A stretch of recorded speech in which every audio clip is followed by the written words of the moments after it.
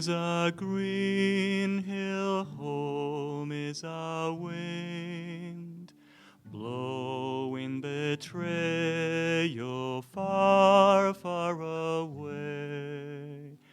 Home is the knowledge heaven is near. Home's the end of the fray. Home is my heart's land, home's where I am. Nothing can dim the light of my soul. Home is forever, home is today. Home's a heart that is whole. Often I dream that life is a play, laughter forever and skies never gray. But when I'm silent, freed from all care, I discover my home's everywhere. Home is a green hill, home is a wind, blowing betrayal far, far away. Home is the knowledge heaven is near. Home's the end of the fray.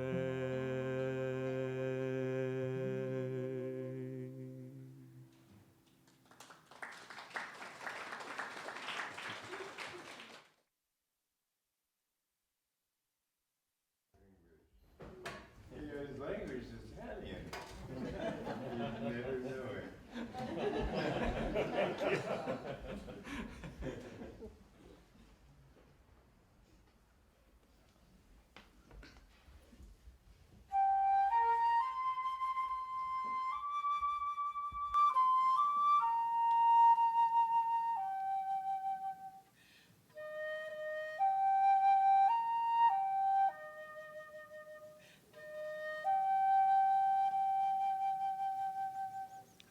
Dal mio cuore ti chiamo, Signore. Quanti anni che piango per te, Quanti anni che sogno vederti. o Signore, oggi vieni a me. Non lasciarmi più così solo qui. Sono sempre tuo, verrai tu. Long I've called you, my Lord, long I've called you. Many years I have longed for your sight. Bathe the darkness with tears of devotion, offered candles in prayer to your light. How much longer, friend, must I cry your name? I am yours, ever yours. Will you come?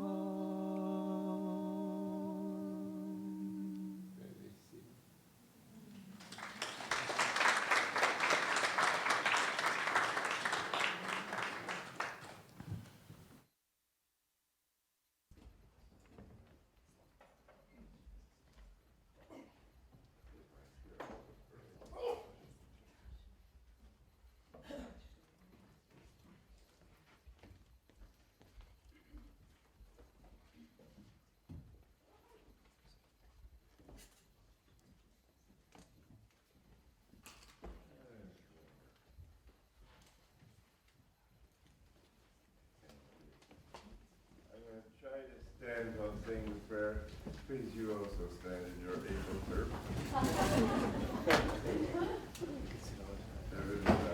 Heavenly Father, Divine Mother, friend, beloved God, Jesus Christ, Babaji Krishna, Nayaswami Mahashaya, Swami Sri Yukteswar, beloved Guru, Paramahansa Yogananda Ji, saints of all religions, we bow to all of you. We ask your blessings on our devotion. Reveal thyself. We are your children. Naughty or good, we are thine. Om. Peace. Amen. Let's have a few moments of silence.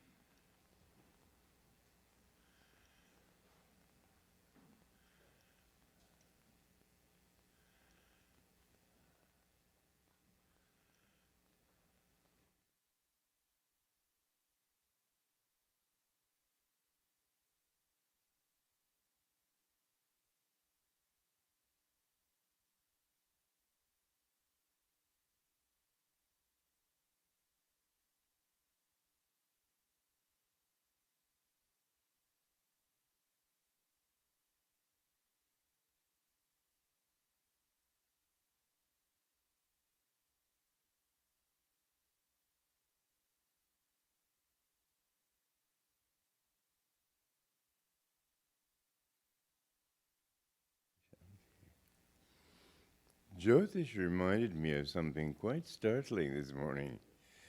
He said that I was born as close or as far from the Civil War as people today are born from World War II, which to me is a reality. I was a part of it.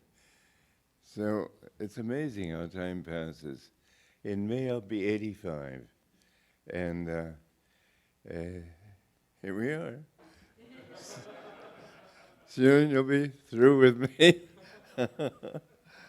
And I have to say, I've been making a movie, and it's a movie of my life. Usually, docudramas, which is what this is going to be, usually they're made of people who are dead. And it's an unusual opportunity for them now to have the living person there telling it as it is. But it's quite fun. I've been reviewing my life, of course. I have to in a docudrama. Usually I try to hide it, but it's really quite an adventurous life I've had. I'm extremely grateful for it. I've lived in many countries, and I've spoken many languages, and I've done many things that very few people ever have an opportunity to do. I was born right near where you were born, in Romania, and I had a chance, apart from a lifetime of seeking truth and trying to understand what life was all about, which was my most serious search.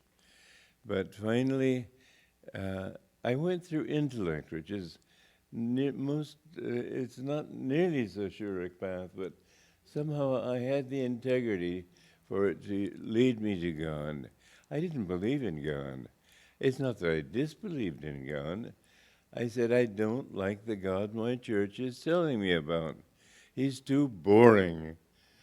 And so I wanted nothing to do with it.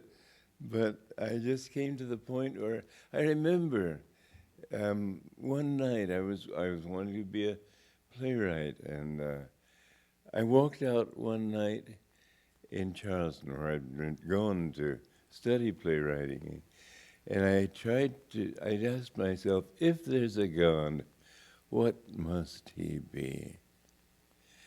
And I thought, well, what's making me ask this question? The fact that I'm conscious. The fact that I'm really conscious, not a robot consciousness. Nobody could program me to ask this question. But it's urgent to me. What is God if he does exist? And I thought, well, he can't be an old man. He can't be a judge out there waiting for us to make a mistake so he could clap us into prison. It's got to be consciousness, because I'm conscious and I'm asking this question consciously. And so if he's consciousness, I remembered looking on the beach. It was not a beach there, it was a shore, with waves coming in and openings between the rocks. And if the opening was large, then more waves could come in. If they were small, very little water could come in. And therefore I thought if my opening is larger, I can receive more of that consciousness. But if I'm conscious and he's consciousness, being in tune with his consciousness must make me more conscious. And then the whole purpose of life has to be to seek to become open to that consciousness. Now this was all followed through intellect. If I'd had devotion, it would have been so much nicer and sweeter and more direct. But I had to do it all figuring it out. But I was completely truthful with myself, and so it led to the same conclusion. And I thought, well, if that's the purpose of life, then it's my purpose.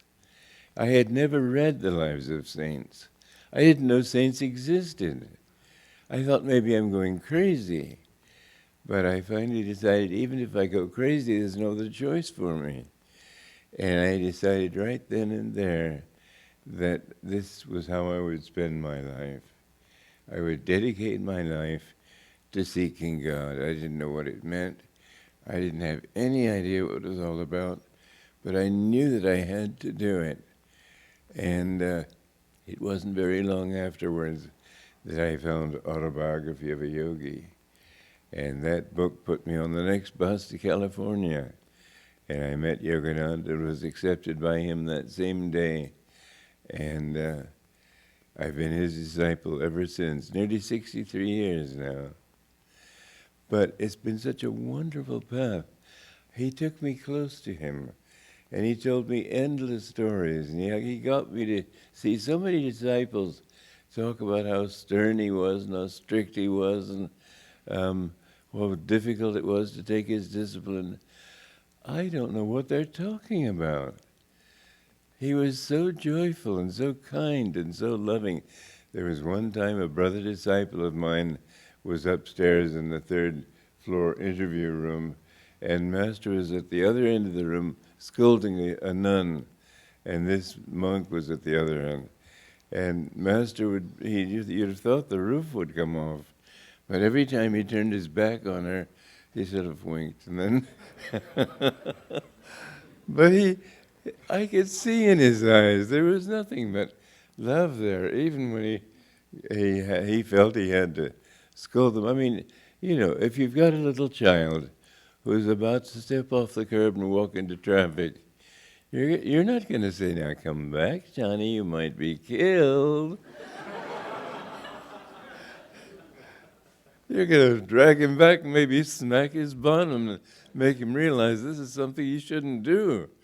And it's love that motivates that smack, not animosity or intolerance or anything like that. And so I have to say that living with him was an absolute joy. I would often feel this love pouring over me, or this bliss just overwhelming me. And he taught me religion in a way that I could accept it. He showed that there is no particular way that is better. They're all leading to the same. It's like many paths leading up a mountain top to the peak. It's the same peak, but there's the north side, the east side.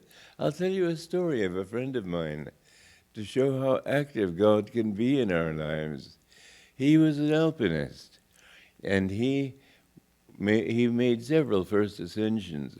But one of them, there was a mountainside nobody had ever climbed before. And he studied it and he thought, well, yes, I can do it. And he got almost to the top when he came to a ledge. And from there, the mountain went this way. And he knew that it was not possible to climb that. He couldn't climb upside down, and he would fall. But he thought, what's the alternative to trying? And any time you face an impossible situation, remember this story. There's always someone there unseen who can help you if your faith is enough. So he tried climbing, fell down naturally. As soon as he got upside down, he fell down again. This happened maybe 24 or 5 times that he fell back onto that ledge. But he thought the alternative is to die of starvation. I might as well die trying. And finally, about the 26th effort, he got up there and he started to reach that point where he fell down when a force actually held him against the mountain and held him to the mountain until he reached the top. And then he reached, at the top, he could walk down easily on the other side. Now, there is a power in our lives that will guide us if we will listen. And we must have the faith in that power because it can help you. Now, the passage I want to read today is from the Bible. No man hath seen God at any time. The only begotten Son, which is in the bosom of the Father, he hath declared him. Well, the idea that no man has seen God must be understood correctly. It isn't with your physical body that you see God. It isn't with your outer form that you see God. It isn't with these 2 physical eyes that you see God. But to merge into him means to be in your soul.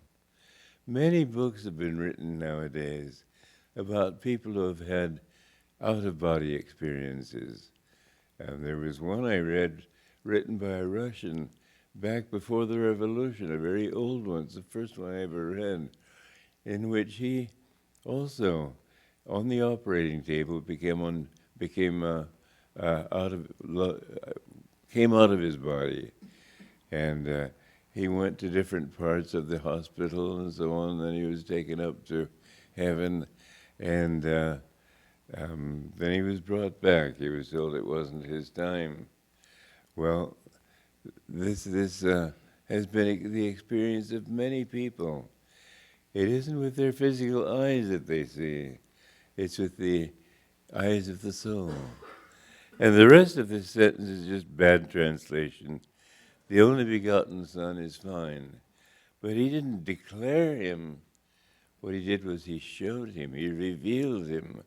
That would be the right word to translate. But back in the days when they were doing the King James Bible, they didn't understand words like revealed. So they said declared. It wasn't with physical words that is there something wrong? I'm going to get him some water. There's water here. Okay. So, the understanding of this passage is that it is only in the Christ consciousness that you can see God.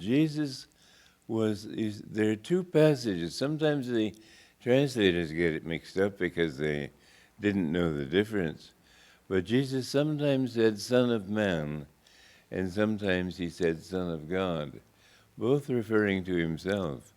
But the Son of Man was his physical body. The Son of God was that consciousness he brought onto this planet.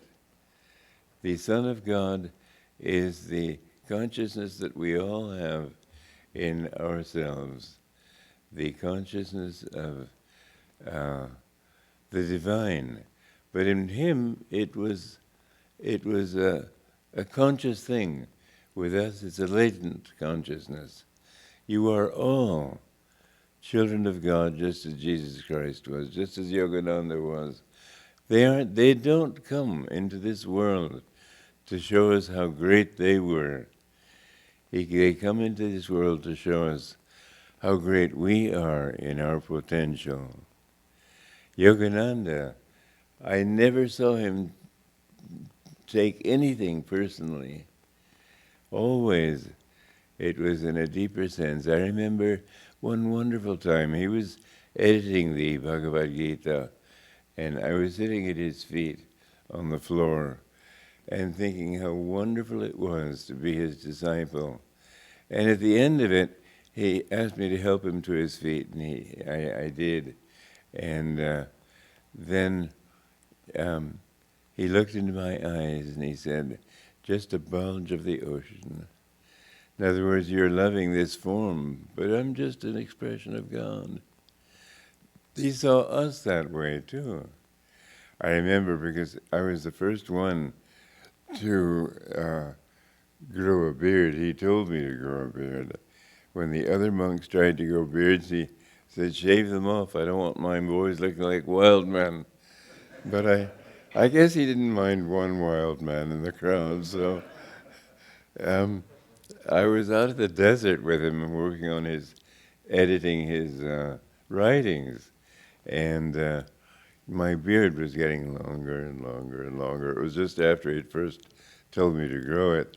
And then my parents came from Egypt, and he said, "I can't have you seeing them like that." So he had me sit down on a chair, and he went in and got some scissors and combed my beard, trimmed my beard for me, and I've always tried to keep it that length since then. But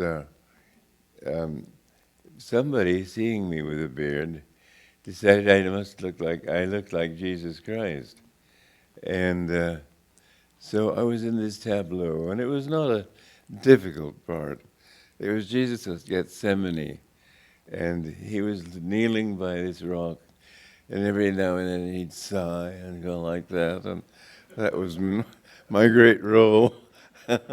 Anyway, afterwards, he told me that several people had said I looked like Jesus Christ, and I said, "Well, sir, I'd much rather be like Jesus Christ than look like him."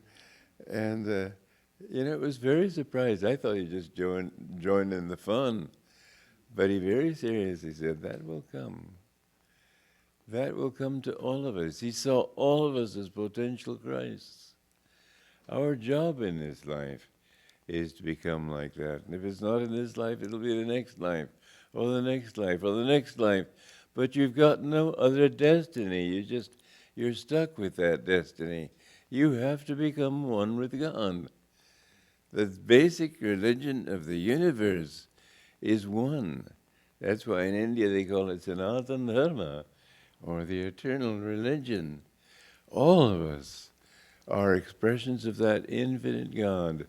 All of us have to emerge back into Him, either sooner or later. But Krishna says in the Bhagavad Gita, "Get away from my ocean of suffering and misery." And when you think of the suffering that people go through, really we have to be grateful for our suffering. It's the best thing that could possibly happen to us. Because what it finally does is get us out of this mud pit and to realize that that infinite one, that's our true reality. But why can't He just let us enjoy it all without any suffering? The fact is, if we did, we'd be too smug. We'd be perfectly satisfied with these stupid little bodies, and we wouldn't make the effort. It's suffering that makes us think more deeply, try to understand what life is all about. And I know that I've always had an intense desire to help people spiritually, to help raise their consciousness. And why? I think it's like this, a doctor, why does he become a doctor? He has suffered physically. Why does a psychiatrist want to be a psychiatrist? I think because he's been crazy before. Some of them are still a little bit. But we in a way, that kind of the way, if we want to help people, it's because that's the kind of suffering we've gone through. And I've gone through that. You know, when you have a broken bone and the bone heals, the part that heals around it is a different kind of bone. It's much stronger.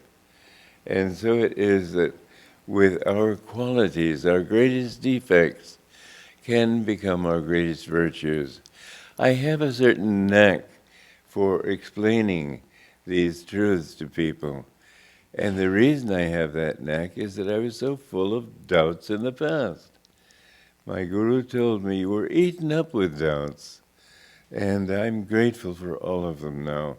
It's enabled me to understand other people when they express their doubts to me. I don't get angry or upset or anything that they should be so stupid. I understand. I've been just that stupid.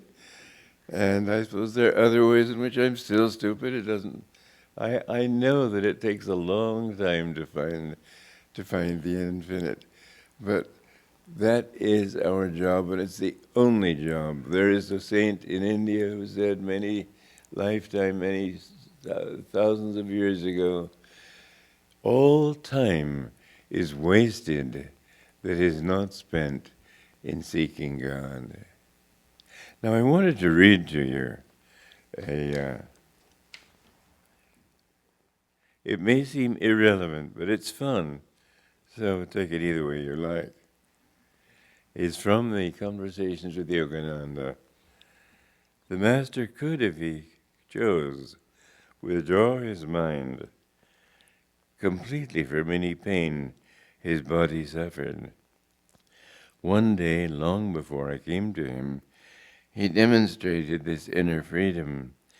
It was when the concrete wishing well was being installed at Mount Washington.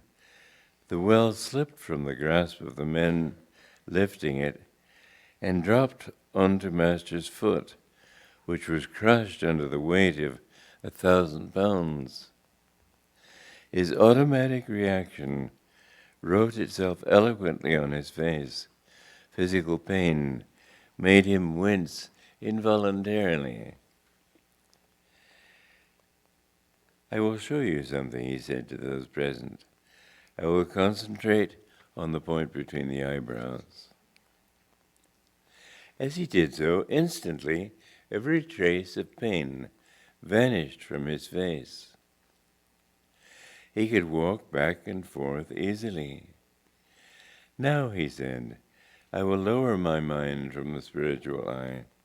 Instantly, his physical expression again displayed the body's automatic reaction to the pain. Several times he repeated this demonstration. Years later, he told us, regarding another pain his body was enduring, last night I wanted to feel pain as others do. So I brought my mind down to the body and held it there for a time. I myself realized then, that just as it takes effort for most people to rise above body consciousness, so it takes a master an effort of will to bring his mind down to the body. He would tell us constantly, say to yourselves constantly, I am not the body. I am not this form which changes and passes away. I am eternal bliss. Always think of yourselves as that bliss. That is your reality. I know it's a good thing to look for ways to practice these teachings.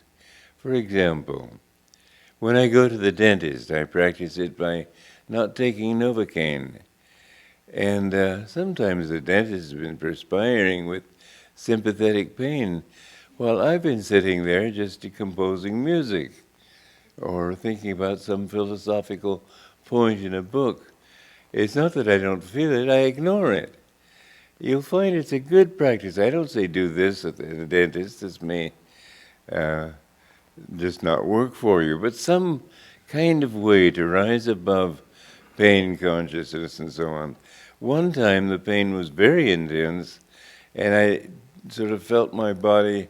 I just decided I'm not just this body, I'm all the countryside around here, I'm everywhere. And so what was happening to this little body seemed very small compared to all the surroundings. This was a mental practice. It's not that I really enlarged my consciousness like that. But it worked, and that's the important thing.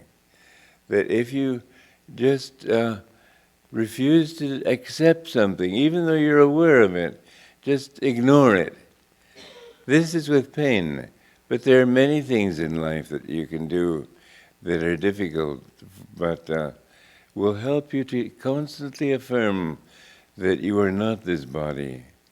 I know when I was 13. This boy was 15. I weighed 107 pounds. It's not that I had become skinny, it's that I was small.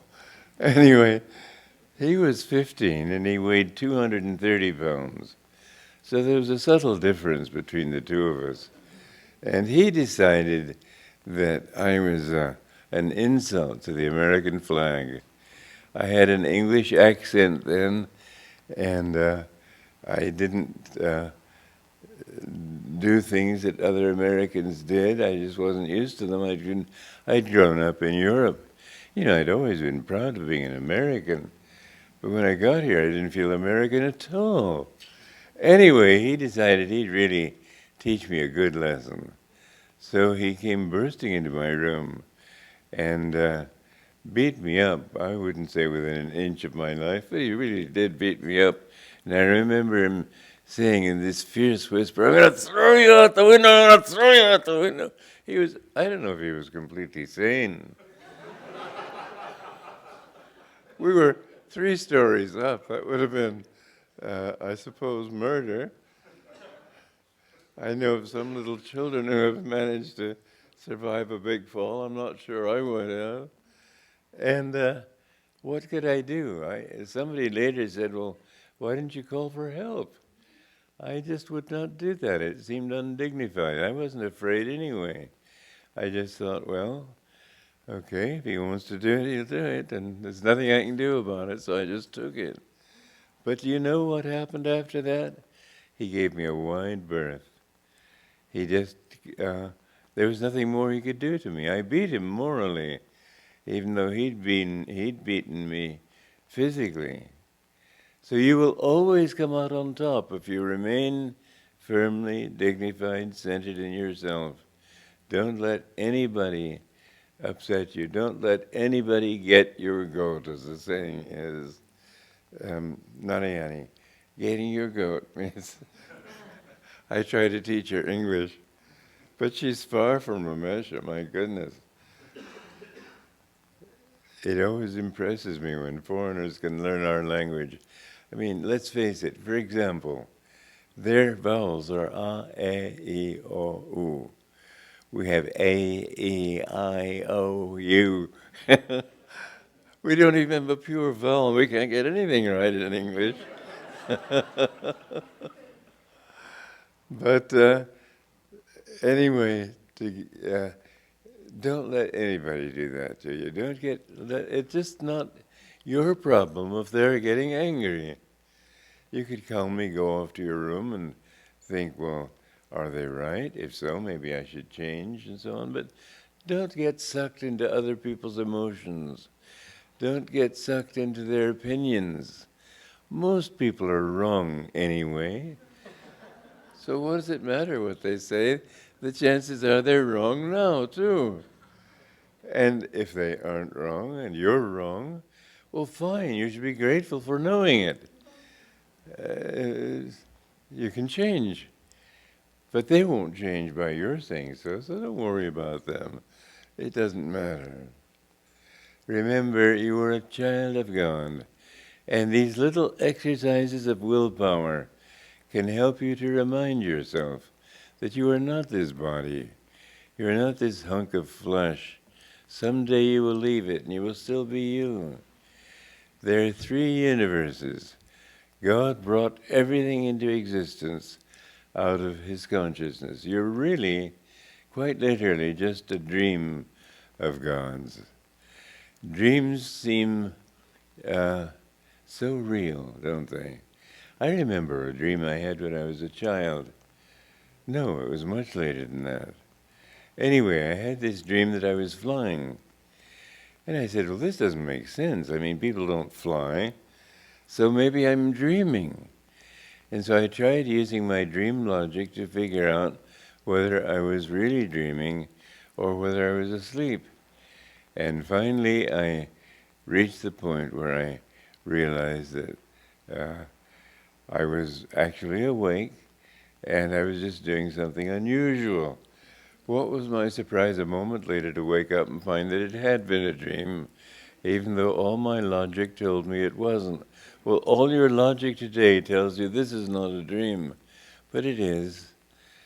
Sooner or later, God brought everything first into existence out of thought. A little wave of his consciousness created this universe. We are all waves on that ocean of his consciousness. And in waves, what you have ups and downs. There wouldn't be waves if there weren't. I mean, you can have the tallest wave possible. That doesn't change the overall ocean level. And so whatever the ocean level is, it will always be the same. But your wave will go up and it will also go down. There are three aspects to a wave. And so in the Shastras or scriptures of India, they speak of three gunas or qualities. The first one is that part of the wave which is very close to the ocean bosom. But even that kind of wave has its peak, its middle, and its bottom. So that a saint will express his three gunas in the fact that he sleeps at night, or he doesn't, he takes a rest or something like that. But everybody in manifestations manifests these three qualities: tamaguna, rajaguna, sattaguna. Tamaguna is that which is closest to God, that in your nature which is closest to God. Rajaguna is that aspect which activates the wave, whether it be a trough or a rising wave. The energy in that wave can be either positive or negative. So you have sattva raja or rajatama. Tama is the darkening quality. Rajas is the activating quality. Sattva is that aspect which is closest to, I said tamas. I meant, excuse me for getting so confused. I mean, it is morning still. It's sattva which is closest to the ocean. And rajas is that aspect of the wave which pushes itself up high and tries to appear as a reality in itself. And when you go to sea and you see these huge waves around you, you're only conscious of the wave, not of the ocean. So it is that that tamasic quality takes you away from God. We're all a mixture of that. Saints have that tamasic quality at the peak, but the rajasic quality, which is humble, is very close to God. So with all of us, we have a mixture of these three qualities. We should always try to get into that aspect of our active quality, which takes us toward meditation, kindly thoughts, helpful thoughts, concern for other people, and so on. Why should you love everybody? Why should you take care of everybody? Because everybody is a manifestation of your own self. Really, you're not different from me. I'm not different from the person, the worst person in the world. We're all one. We're all parts of the dream of that one person. It's a thrilling thought. I remember, and I've told you before, those of you who have seen me before, in in Florence, Italy, a couple of years ago. I had been with our publisher, and the publisher, Jundi, said to me at the table there, we were having a sort of a conference, and he said, well, I'm not really religious. I said, neither am I. I'm not religious, I'm spiritual, that's different.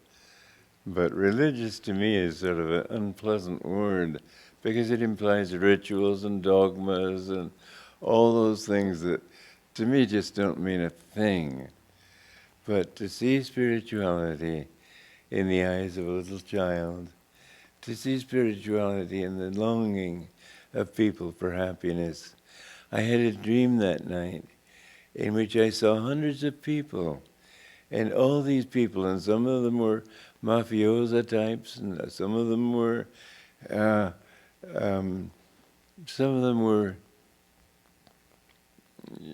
just ordinary businessmen looking for money and so on.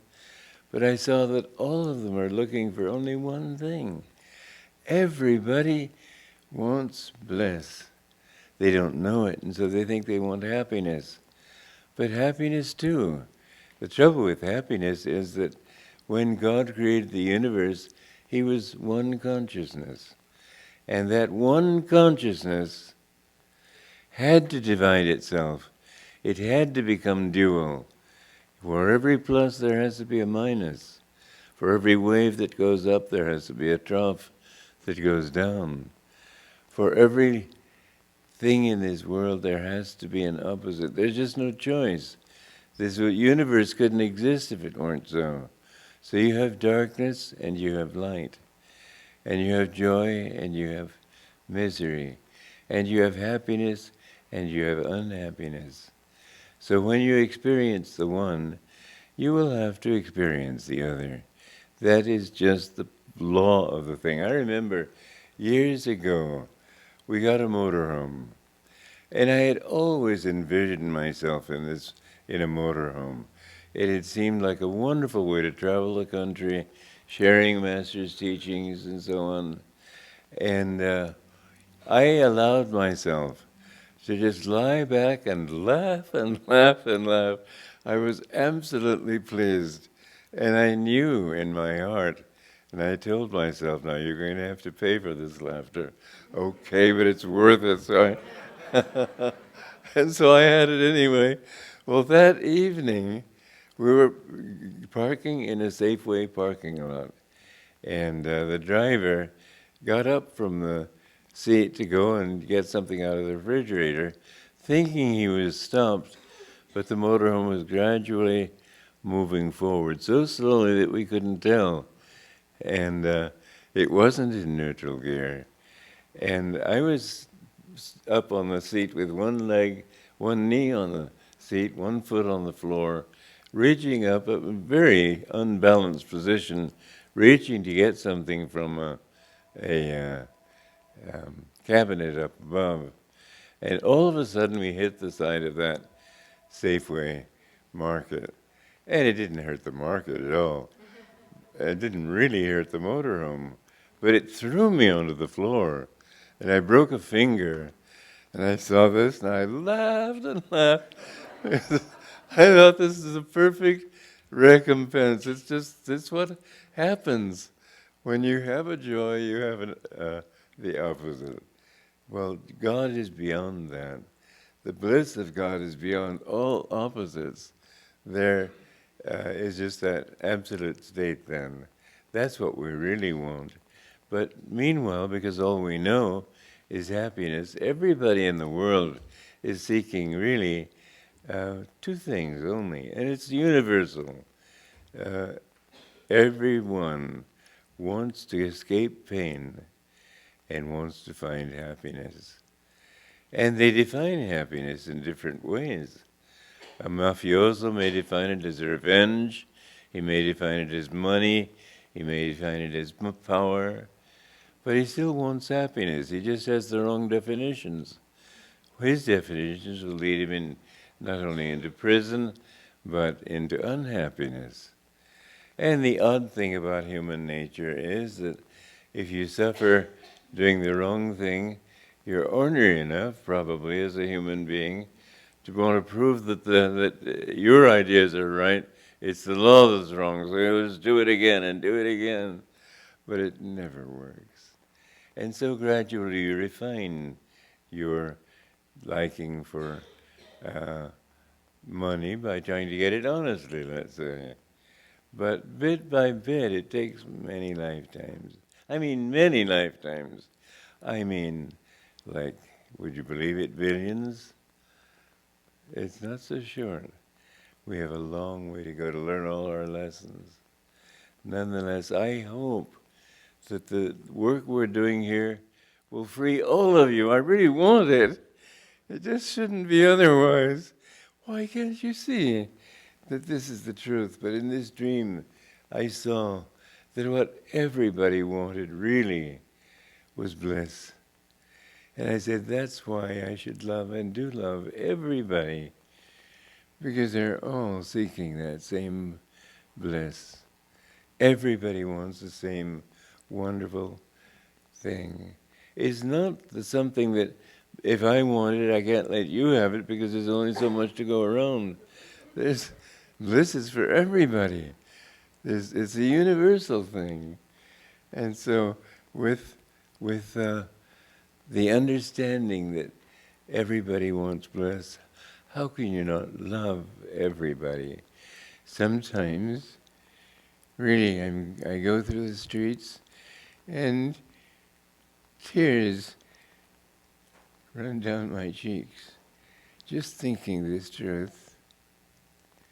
I feel like a fool. I can't help it because God's bliss is so wonderful. So if you understand that that is your goal, and my goal is to help you to understand that that is your goal, because there is no other goal in life. When you understand that truth, then anything is worth it.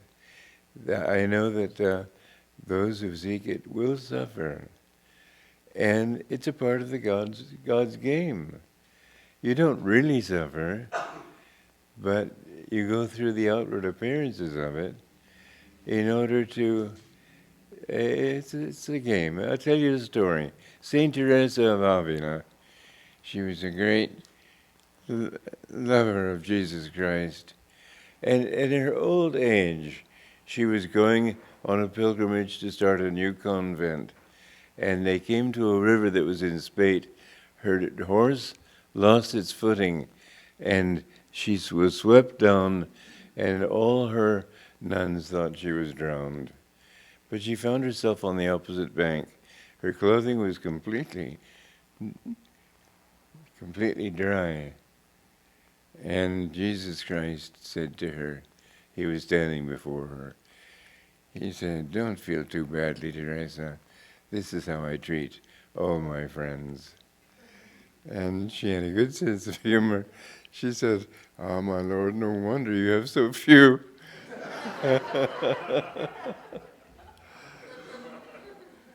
But it's true.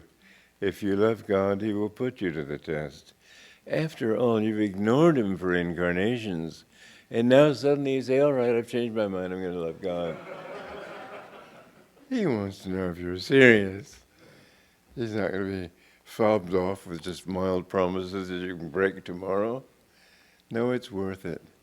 But you will find that, yes, you do have tests to go through, but in the process, you just, I tell you, there's a story of a Muslim saint, Rabia, and there were 3 disciples of hers. She was very ill, and it was toward the end of her life, and these 3 men came to her, and they said, trying to console her, they said, well, after all, he is no true lover of God who is not willing to suffer for God. And she said, well, this smacks of egotism to me. And the second disciple said, well, he is no true lover of God who is not happy to suffer for God. She said, no, much more than this is needed. So they said to her, well, you tell us, Mother, what is the true lover of God? What is the sign of a true lover of God? And she said, he is a true lover of God who does not forget, who forgets his sufferings in the contemplation of the beloved. This is what you must be. You must love God to such a degree that nothing really matters to you, that this life isn't so important, that everything finally is in His hands. Now I'm going to ask you if you would like to ask questions. I know that you've had a much more important thing before, and I could do that too, the Festival of Light. And I love it. I wrote it myself.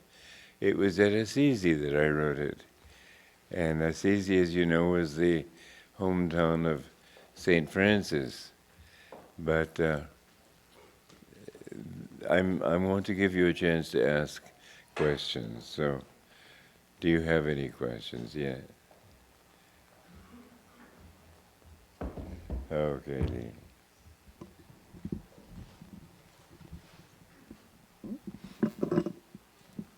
Hi, thank you for being here. Enjoyed your talk. You started out by talking about being 85, and I wondered Talking about what? About being 85. Oh. and I wondered if over the years your attitudes about aging and your insights about aging have changed, and if you could share some of those with us. I don't think they have, but it's a little hard to say. At 20, you don't think about aging. But I remember when I was 30, I said, I'll probably be one of the last disciples alive, and I can imagine myself at the age of 82. And I'll be telling people, the one thing this path gives you is strength.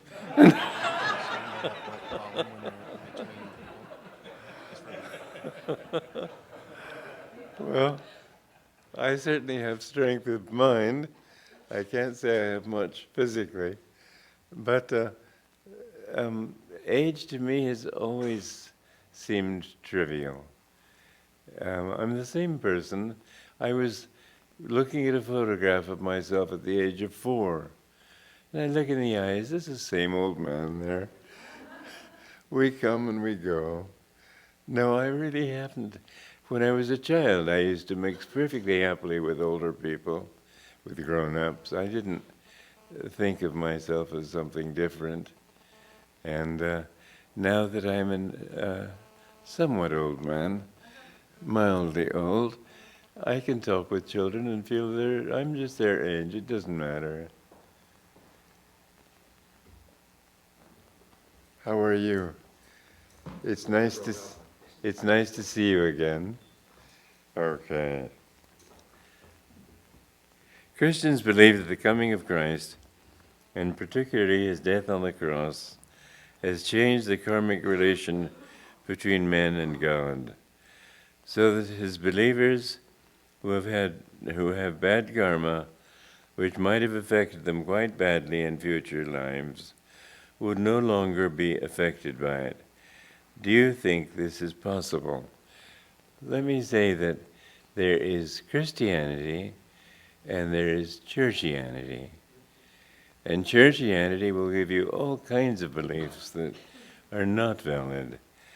Yes, it's in a sense possible, but certainly that karma will have to be paid sooner or later. Did Jesus take the karma of the whole world during his crucifixion? He could not. He took the karma of his disciples. That was quite enough for him. There is okay, you're writing more questions. You can ask it. Okay. Okay. The thought that Jesus took the karma of the whole world, or at least the karma of those who believe in him, First of all, what is it to believe in Christ? People believed that the world was flat. That didn't make it flat. It's round. And so we can believe all sorts of things. The thing is what is true. Yogananda, I'll tell you the story he told us. He said Jesus Christ appeared to Babaji in the Himalayas. And he asked him, what is happening to my church? He said, they've forgotten many of my teachings. They do good works, but they've forgotten to commune with God. And this is what it's all about. And so he said, let us send someone to the West. Yogananda was that someone that they sent. Now this can be taken as a dogma, or it can be taken as a statement of fact, as you wish. But the truth remains that his death on the cross, you can't pay for the heavy burden, but the most easy proof of it is this. What happened to humanity after his death on the cross? Did it improve? No, it got worse. There were the games, the circuses of the Roman thing where they killed people right and left. There was you can't say in any way humanity improved. It went on downhill for another 500 years and then began to come uphill from there. But it's got a long way to go to become a saved humanity. So no, his death on the cross cannot by any logical means, it would take any particular blindness to imagine that man is any better than he was in those days. So those who had bad karma would no longer be affected by it. Well, I got bad karma of a sort, I suppose, laughing my head off over getting a motorhome. Then I broke my finger. That was a karmic consequence, I think. At any rate, no, this is a ridiculous teaching, and I'll just leave it at that. Yeah. Two passages in the Bible that I've been wondering about. One where Jesus says, I am the way and the light, and none come to the Father except by me. And then the other, which says you're fated once to die and then the judgment. I was wondering what the take on that was. The other? Your fate is once to die, and then comes the judgment. What is your take on that? These passages must be understood in a much more cosmic way. I am the truth, the way, and the life. No one cometh unto the Father but by me. He himself used the word I in two ways. When he was talking of I, the Son of Man, he meant the physical body. But as the Son of God, he was the infinite Christ consciousness.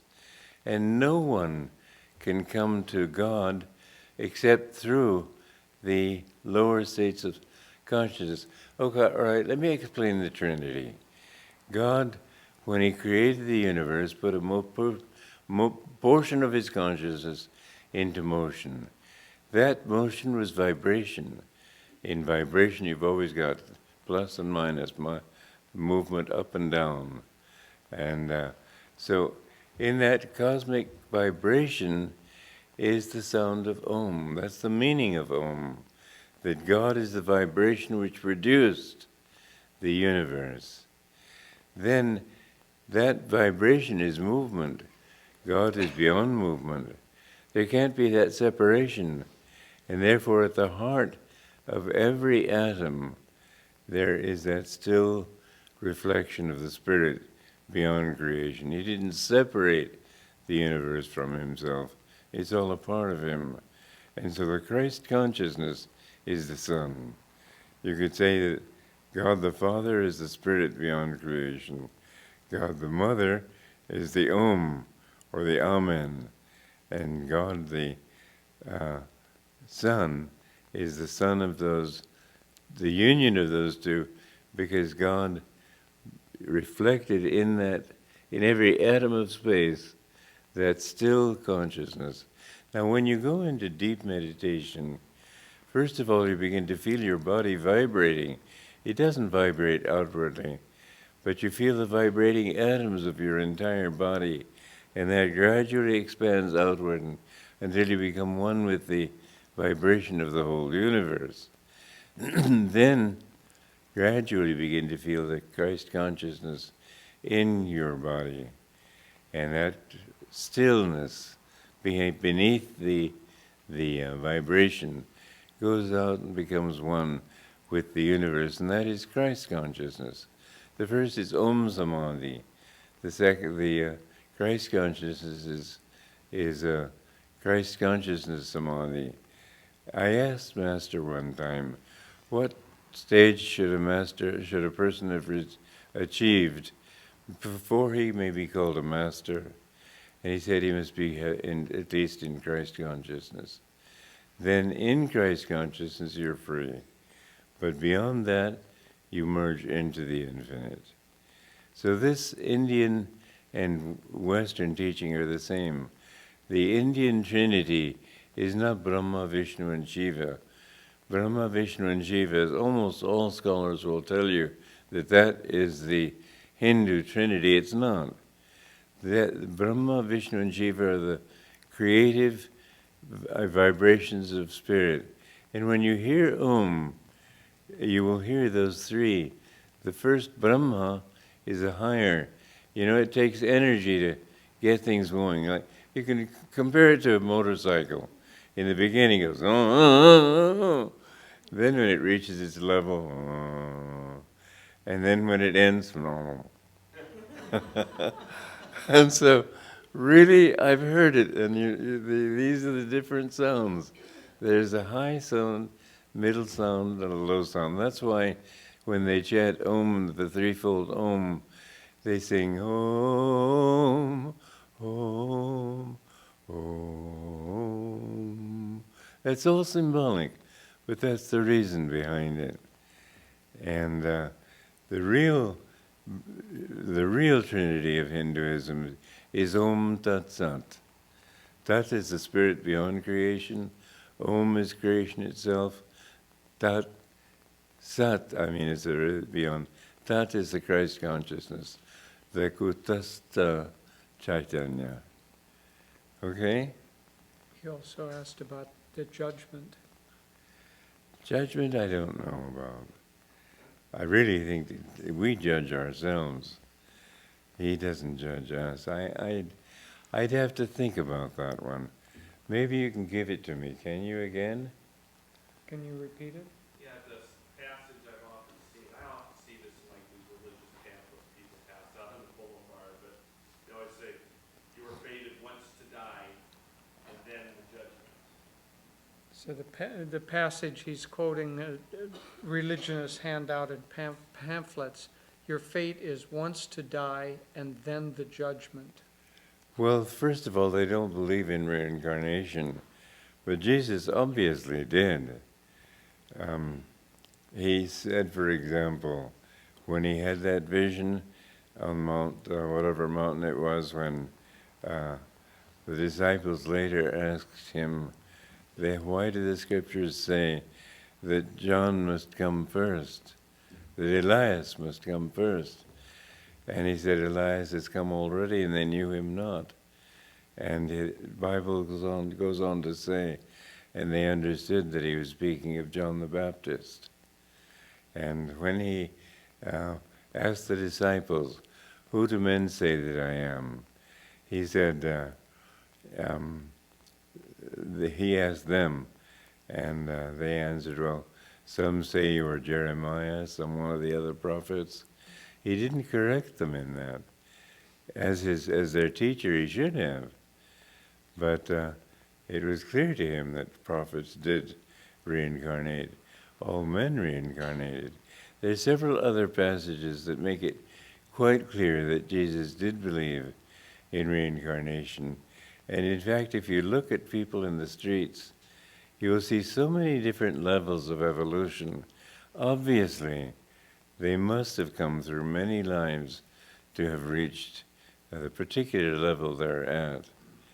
And reincarnation is also understood as a fact by the fact that many people remember having lived before, and even to the extent of remembering the people whom they've recognized, called by name, and so on. So how can there be just one life? There has to be many. What is the judgment? Well, the judgment is that at the end of life, you have to do a life review. And even that, according to those who have been through it, they haven't found it to be a judgment. But a brother monk of mine told me that he had been drowning, and he was just going down for the third time when somebody was able to save him. But he said, I saw my whole life pass before me, and I recognized that certain things that I had not thought were important were in fact crucial to my development, where other things that I thought were important weren't important at all. So that was a moment of judgment, where he himself judged himself, because he could see this was right, this was wrong. It's what brought him onto the spiritual path. He'd been living a very worldly life up to that point. So that is the judgment that you have to go through, and you will go through it every lifetime. But at the end, there's no judgment, because you're pure. You have to go on. Your fate is to become, as Jesus said, be ye therefore perfect, even as your Father in heaven is perfect. Now, perfect is not, many Bibles translate it, be kind or something like that. But no, it says perfect. How can you become as perfect as God? You have to in the end. And that's our destiny. Okay? Yes. You shared about going to the dentist and distracting yourself with something to cope with the pain. You shared about going to the dentist and Yeah. distracting yourself Yeah. to cope with the How pain. do you do that when you have a craving, like for food or sex or some overwhelming? How do you do that when you have a craving for food or sex or some overwhelming craving? Give in, but be distracted, be mentally resistant. Say that my compulsion is this, but I don't give in to it mentally. And you will find that in time you will be free of it. When that freedom comes, you'll just wonder how you ever got into it. And really, you think I could never be free of it, but you become free. And sometimes I know the question of a vow, it's an unfair statement to think that somebody makes a vow and suddenly he's free. That's not fair. A person is a human being. And I know many monks living in their monasteries, never having an opportunity for sex, saying that it was so bad it was just their greatest misery. Well, I think they'd have done better if they had somehow found some way to release it and resist it. There are two ways of giving in. One is with great pleasure and glee. The other is to say, this is not me, I'm watching it. And I don't know, quite truthfully, I don't know of a better way or of another way of becoming free. You have to fulfill your desires. I asked Master one time, what about a desire for something like ice cream cone? He said, oh yes. Even if you have to fulfill your desires. So, but resisting it, not saying, oh God, just say, well, okay. But finally you'll reach the point where you don't really want that ice cream cone. Well, it's not something to be overcome, so it doesn't really matter. I remember asking Master one time to help me to overcome craving for good food. And he said, oh, don't bother about those little things. When ecstasy comes, everything goes. So in truth, if you emphasize the positive side too, that ecstasy will gradually free you. But the wonderful thing is that you realize that what meant so much to you before really doesn't mean anything now. And that's the level that you want to reach. There isn't a quality that you have that you feel you could never leave, that you won't leave without even the slightest regret when the time comes and you really are free. Okay? It's very encouraging. Yes. There's a question online from Kate. How do we endure the anguishing monotony of physical being? How do we endure the anguishing monotony of physical being? Fine. Realize there's got to be a better way, and then stick it out. You'll get out of it in time. Yes. Did you want to ask a question? Oh, okay, sorry. I'm wondering if you have any particular tips to help people let go of the churchianity and move towards the Christianity. Say if they're meditating, trying to get there, but they can't really get to a higher level of meditation because they don't really believe it that much. So, I mean, how do you let go of that churchianity to get to the Christianity? How do you let go of Of churchianity? churchianity to get to true Christianity. If people are meditating, but they don't really believe in, they believe in churchianity or the old dogmas, how do they get to that higher level? I say there's no rush.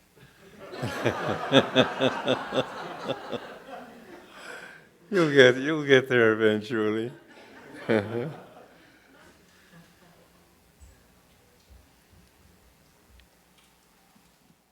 What are your views on 2012? What are your views on 2012? I don't know whether it'll be 2012 or not, specifically, but we're building up toward a great climax. It won't be a final climax, but it'll be, you see, right now we're in a new age. We're 100 and, what's the year today? 2011? We're 111 years away from the transfer into this new age of energy. And there are old ways of thinking, and there are new ways of thinking, and these are clashing. And that clash will come through a heavy depression, much worse than the one in the 1930s. It will come through warfare. Atomic bombs, there are 35,000 atomic weapons stored in the world, at least those that are known. There are probably countless ones that are unknown. There are, there is a great sort of boiling cauldron of hatred in the world today. Yogananda one time went so far as to say, you don't know what a terrible cataclysm is coming. We're likely to have that cataclysm. I saw a movie the other night, The Day After Tomorrow. It's a very interesting movie in which the world freezes over for a while. That kind of cataclysm, it can become very serious. We're in for hard times. Whether it's 2012, whether it's sooner or later, but I think we're already seeing a depression. I know that in 1920, the 1923 depression in Germany led to Hitler. I think that we have to expect hard times. That's why I urge people to get land out in the country. That will be the new way of living. I'll tell you my private belief, and it's based on something, but it may not be based on truth. This I can't say. But I think that modern cities are a disease. I think that they will all be destroyed. I mean, okay, an atom bomb. Would you drop an atom bomb? Would you expect atom bombs to be dropped on Mount Shasta or on Los Angeles? Obviously Mount Shasta. But if you happen to think that it might be Los Angeles, well, I think maybe it would be wise to think of getting land elsewhere. I mean it. I don't want everybody coming to Ananda. We don't have room for everybody. But I have started 8 communities in this world, and partly with the thought that these will be a guideline for other communities. You know, it's not easy to start a community, but once you've got a community and once its pattern is established, it's relatively easy to get a new one going according to that pattern. And so the fact that Ananda communities work, we're in our 43rd year now. That's long enough to prove itself. If you don't just decide to go to the country and live close to nature and grow your own food and so on, but if you follow our pattern, that will certainly make it a lot easier. I can tell you it's not easy to start. I mean it with all my heart. I started it myself and it was not an easy thing, but it's worth it. So anyway, do, for God's sake, get land out in the country. I don't mean you alone, because very few people, man is a social animal, very few people can live alone with the talents they have. I'm not a carpenter, I'm a writer. You can't eat books, but you need people who can plant food. So in a community of people, you usually have some who know whatever is to be needed, whatever is to be done. I really urge you to get land with a few friends out in the country and close to nature, grow your own food, live simply. You don't need all the posh clothing that you have here in Los Angeles, and build your own homes. They can be simple homes. I think in such times, building codes will go by the way. But I do think things will happen. Yogananda, one time, we had a sort of problem with City Hall. They were demanding sprinkling systems in the areas where they simply weren't needed, that sort of thing. And Yogananda sort of jocularly said, as many people do, there ought to be a revolution. Then he paused a moment and he said, there will be one. Well, in a revolution, people lose their heads. It's far better to be away. So please take me seriously that way. Do I think it'll happen in 2012? It might not. But something very big is coming. That I'm convinced of. Yes. How do you know, like, if something will happen next year or other years beyond? How do you feel like? Okay. Like when you say, I urge you. Yogananda said it would happen. He said the next depression will be much worse than the last one. He said you don't know what a terrible cataclysm is coming. You don't know. He said there will be a revolution. He said other things. He said there would be atomic bombs. There would be world wars. He said these, I have faith in him. As I look around me with just common sense, I see that the world is building up to that sort of thing. And I guess you all, none of you probably lived through a Second World War, but these things are real when they come. I was in Europe when Hitler was coming up, and I saw the ruthlessness of the Nazis. It was to me strange because I went through Germany, and I found everybody was so kind. There was nothing of Nazism there, but the people who were leading Germany were that way. And I remember going in Vienna just before the Nazis moved in, and they were going, "Hi, not say, oh, hi there." But these are realities, so take it or not. You can say that it won't happen, but whatever happens does happen. I'd say it was a safe bet to say that it will. Okay? Well, any other questions?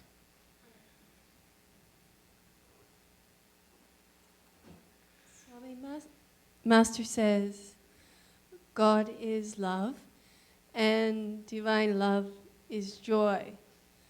Can you discuss the relationship between divine love and Satchidananda? Can you discuss the relationship between divine love and Satchidananda, especially the joy aspect? You know, I I think that bliss in Satchidananda is divine love. Usually, however, love needs an object.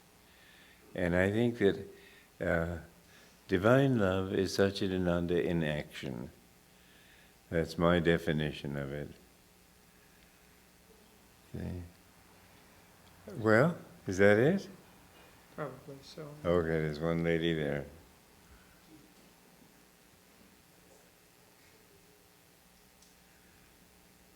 Swami, Master taught that we should not identify ourselves by our sins and we should not identify ourselves by our illnesses. What are the practical advices that you can give on that? Master taught we shouldn't identify with our senses and we shouldn't identify ourselves with our illnesses. What are some practical ideas on that?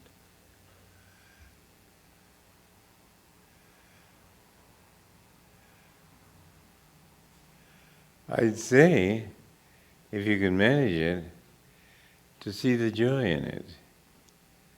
That will be very difficult to do.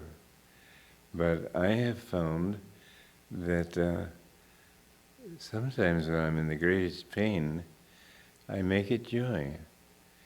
I just say, okay, well, this pain is just, in every, and in duality, suffering, there's always a certain amount of pleasure in suffering, isn't there? I mean, what do we talk about? One woman came to Master and talked about this terrible operation she'd had and the harrowing experience she went through and all this. And Master said, when did you have this operation? Oh, 20 years ago. And after a war, why, you think the last thing people would want to write about would be war stories. It's full of war stories. There's a certain amount of pleasure in pain and a certain amount of pain in pleasure. Bésame mucho como si fuera esta noche la última vez. Kiss me as though this were the last time ever. Whenever you're having a really joyful time, you think, I'm going to lose it. So in feeling pain, and I've done this, try to feel the joy in it. It will help to get rid of it. Okay? Okay. Okay. One more. Yeah. In my spiritual studies, I read recently that we're at this time still in the age of darkness, leading into the age of truth.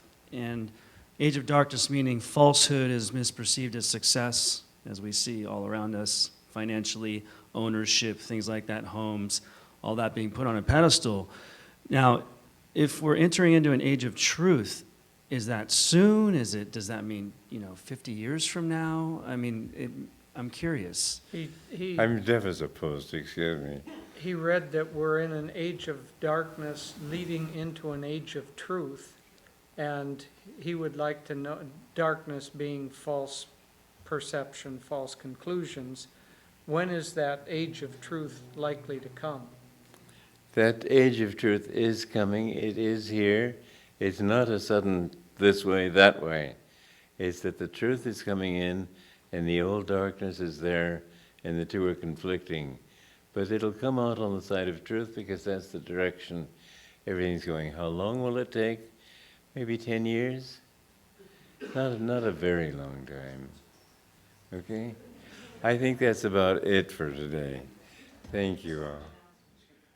Thank you, Swamiji. Thank you very much.